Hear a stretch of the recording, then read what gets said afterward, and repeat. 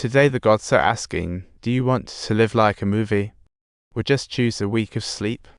Annie told Stark, if you get bitten, make sure to solve the problem before transforming. Meanwhile, screams erupted as a companion was found with time cell to stop them turning bad. They might as well be dead. But why only attack the chicken? Maybe she's not a good person, stealing and provoking Snea's anger.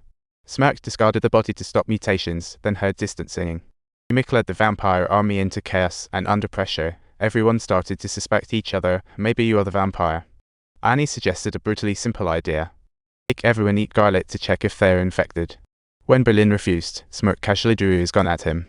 The tension was explosive. Berlin forced tearfully ate garlic. Air froze for seconds.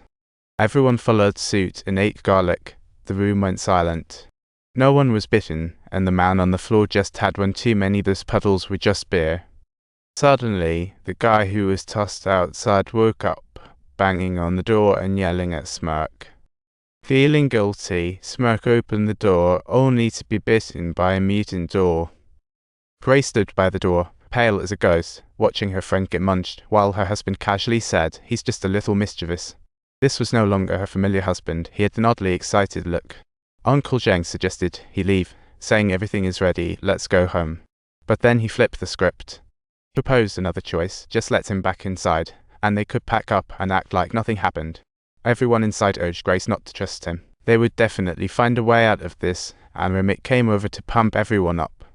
They would find a way to overcome it, and Remick was right there, boosting everyone's morale. They would surely find a way out, and this belief infected everyone, making the atmosphere unusually optimistic.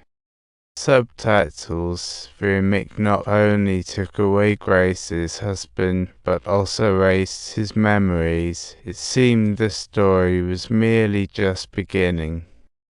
Remick used the closest memories to manipulate Grace, and even more bizarrely, he turned to Stark's cousin, Sammy.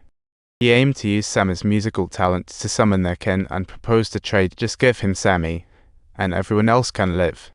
Inside, everyone was furious. Smirk rejected the trade, but the opponent laughed. You can't save your own brother, how can you save others? Remick pointed out the club purchased from a white man, using his underlings' memories. What a clever scam. That white guy was a clan leader, and his parties once wiped out all the black folks. Remick encouraged Smirk to join him to take down the clan. Smirk and the gang remained unmoved. Stark spoke up, recalling their struggles for freedom. The brothers fought hard, but never truly gained freedom. Now he found a way out and decided to dance with darkness. He confessed to his brother that he couldn't go on alone and hoped they could stick together, though he was still hesitant. Grace worried about her daughter's safety and thought they should rush out. But Annie suggested staying until morning, igniting Grace's fury. He didn't want to watch his family and neighbors become those yucky creatures, asking Smirk, once a battlefield veteran, why hesitate now? These monsters not only took his husband, but threatened his daughter. He was furious and said, if I don't act now, when should I? Just then, a strange singing pierced the night, and the vampire mouse voices sang elegantly yet chillingly. Their song evoked a bloody feast, causing Grace to lose this and try to break out, only to run into a window. He struggled and screamed, as if declaring war on those monsters, while the creature's song echoed, hinting at their fear. Spring decided not to sit idle as well, preparing for battle. Remick kicked open the bar door, and chaos was about to erupt. The intensity of the battle exceeded everyone's expectations. Wooden weapons, garlic, silver, you name it were used, but these ancient evils had numbers on their side.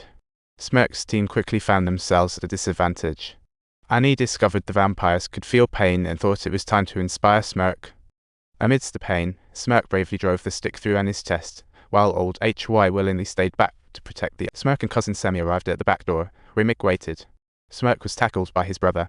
Remick grabbed at Sammy, while Berlin picked up a stick to defend himself. But furious, Remick angrily bit Berlin's neck. Smirk looked up, shot Remick down, and yelled loudly for cousin Sammy to run away.